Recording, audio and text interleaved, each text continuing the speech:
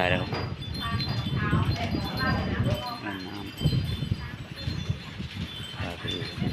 ใกล้ติดดินแล้วมาทำบุญกันโคมไฟ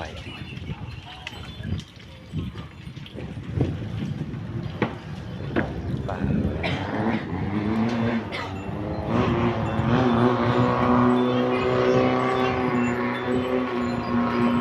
เที่ยวได้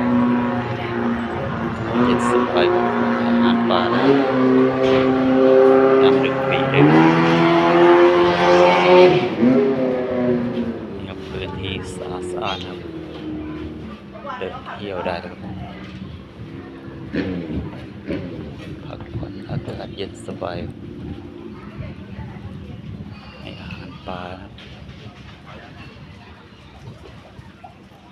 ปลาเรือตัวใหญ่ที่ท่าน้ำวัดท่ากระบือแม่น้ำท่าจีนอาห